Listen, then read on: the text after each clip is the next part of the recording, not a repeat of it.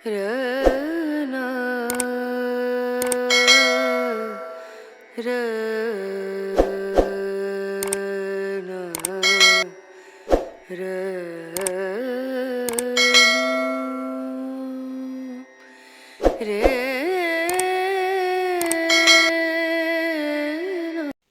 Nakakatuwang katotohanan, halos lahat ng manliligaw mo ay magiging mga ex.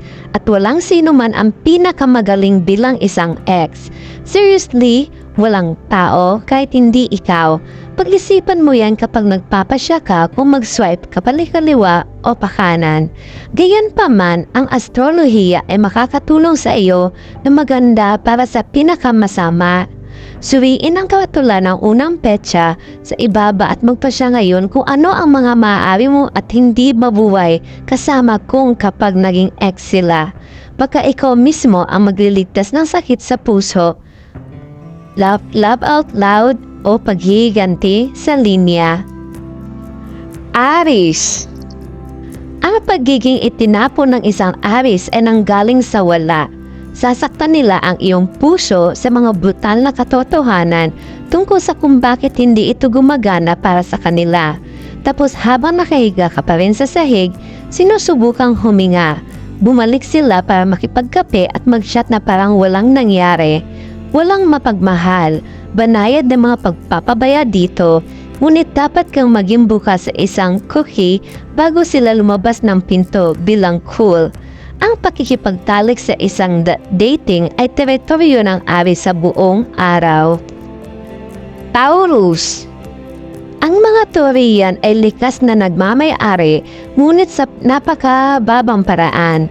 Kung masira mo ang mga bagay-bagay, maaaring hindi mo marinig mula sa kanila, ngunit mararamdaman mo ang kanilang presensya.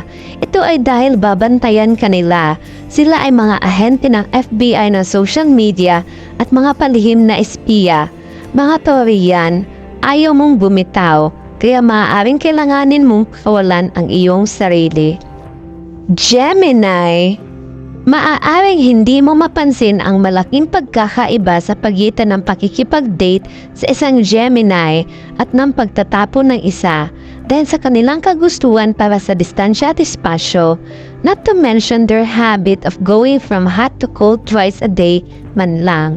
Maaari mo talagang maging mas mahusay sa iyong Gemini bilang isang ex dahil ikaw ngayon ay pinagbabawal na prutas na mas nakakaakit sa commitment phobic sign na ito. Cancer. Babala. Nakakatakot ang mga dating Cancer. They have an entire closet, no house full of exists they never really truly let go of.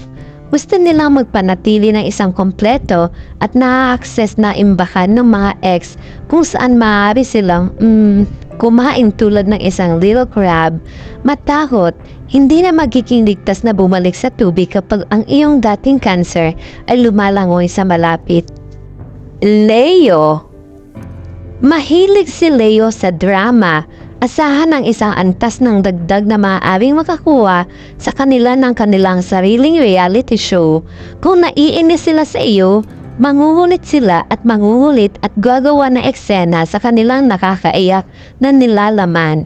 Kung sila mismo ang gumawa ng paglalaglag, baka masiyahan sila sa panunuksyo sa iyo sa pamamagitan ng mga impromptu na mensahe at nagkataon na mga pagpupulong.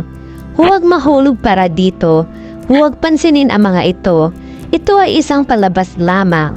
At tulad ng iyong paboritong serye ng Netflix, ito ay magtatapos sa kalaunan. Virgo. Palihim. Hinding-hindi naniniwala ang mga Virgos na makakahanap ka ng sino mang mas magmamahal sa iyo o mas mapabuti para sa iyo kaysa sa kanila.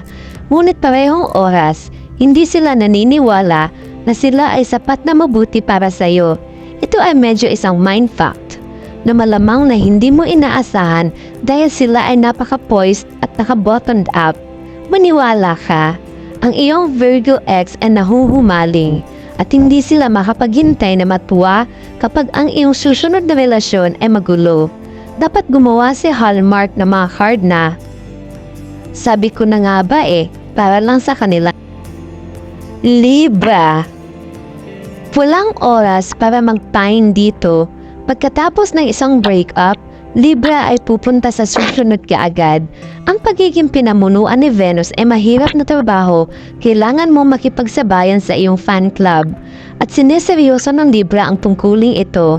What's weird is how into you that Libra is seem and how fast that change when it's over. Sila ay mga tagapagpalit ng hugis at mga akit, ngunit hindi lahat ng ito ay totoo. Scorpio. Kung nakaligtas ka sa iyong breakup sa isang Scorpio na buhay at isang piraso, pagkatapos ay higit na kapangyarihan sa iyo, mabuti ang iyong ginawa. Aking kaibigan, ngayon, huwag kang lumingon.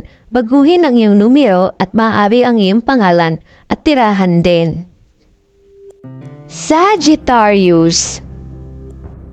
Malamang mananatili kayong magkakaibigan. Masyadong masaya ang Sagittarius para manatiling galit ng matagal. Iyon ay hanggang sa matuklasan mo o mas malamang hindi nila sinasadyang madulas. Kung gaano karaming iba pang mga string ang kanilang kinalikot sa kanilang busog noong kasama mo sila. Oh, I told you about her. Sasabihin nila na inikot ang kanilang mga mata. Hindi nila ginawa. Galit sa laro, hindi sa manlalaro. Capricorn. Makikita ni Caps ang iyong breakup bilang isang paligsahan. Isa na gusto nilang manalo. Napakahalaga nito sa deeply sensitive actually. Capricorn Psych, ang panalo sa isang breakup ay kinabibilangan ng pagmumukhang mas mainit kaagad. Magpapakita ng ilang mapangahas na rebound na aksyon. Pagiging sikat, maruming yumaman, matagumpay, at pagkiskis ng iyong ilong sa lahat ng ito. Mayroon kami isang teorya. Kung mas maraming mga ex na naipon ng isang cup, mas magiging maunlad sila. Talagang gumagawa ka ng pabor sa kanila. Aquarius. Tatanungin ng mga Aquarian, mga ex, sila ba ang mga taong minahal ko noon? Habang tinutuyo mo pa ang iyong mga luha. Abala na sila sa paggawa ng spaceship, paggawa ng Surfacity mula sa recycled plastic panglangoy, kasama ng mga pating dahil sa tingin nila ay sobrang cuddly nila.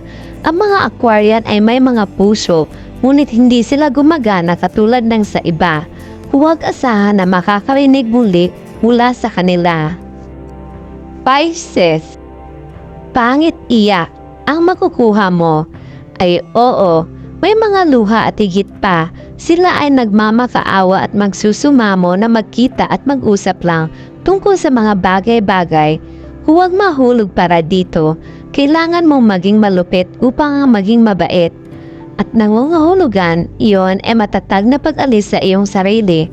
Mula sa parada ng awa sa sarili, malalampasan ito ng Pisces at magkakaroon sila ng higit pang mga kamangha-manghang pag-iibigan. Gusto nilang umibig, mayroon lang itong nakakainis ng yugtong ito na dapat unahin. Sobra lang ang mararamdaman ng Pisces.